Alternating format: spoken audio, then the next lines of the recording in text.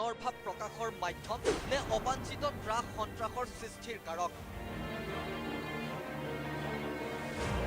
শুকুৰবাৰে নিশা জ্যেষ্ঠ কণ্ঠশিল্পী দীপালী বৰঠাকুৰক লৈ হঠাৎ ফেচবুকত বিয়পাই দিয়া হ'ল এটা শোকাবহ খবৰ।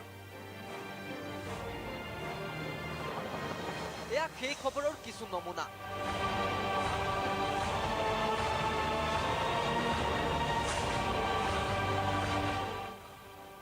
আপুনি আমি সকলো সাংঘাতিক তৎপৰ ছ'চিয়েল মিডিয়াত।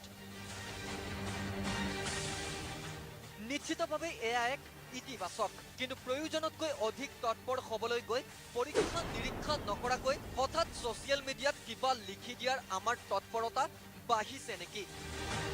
মিডিয়া ইতিমধ্যে সমাজক ভয়ানক ক্ষতি কৰিছে আৰু যাতে ক্ষতি নকৰে সেই বিষয়ে মানুহ সজাগ হ'ব লাগে।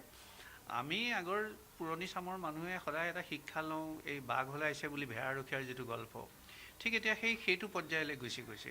মানে যোৱাকালি যিটো খবৰ পাইছোঁ সেইটো খবৰে মই 9 বজাত ইয়াৰ পৰা গৈছোঁ, বাইদেউক চাই গৈছোঁ, বাইদেউ চব ঠিকে আছে। যেতিয়া 9:30 বজাত এনেকুৱা ধৰণৰ খবৰটো আহিছে মই হঠাৎ আচৰিত হৈছোঁ যে কি মই নিজৰ ওপৰতে সন্দেহ হৈছে যে কি মই ভুল কৰিছোঁ নেকি। লগে লগে আকৌ হস্পিটেলত ফোন কৰিছোঁ, নিজে চিয়'ৰ হৈছোঁ যে নাই বাইদেউ ঠিকে আছে। কিন্তু মই আচৰিত হওঁ যে কি বাইদেৱে এতিয়া কেনেকুৱা আছে।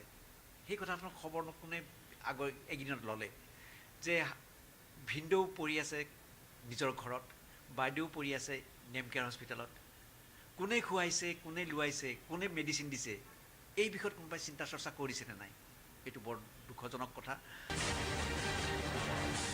বিষয়টোত আমি প্ৰত্যেকেই পৰ্যালোচনা কৰাৰ প্ৰয়োজন আহি পৰিছে। নহ'লে এনে হৃদয় বিদাৰক আৰু হঠকাৰী কাৰ্যৰ বাবে আমি প্ৰত্যেকেই দোষী সাব্যস্ত হ'ম।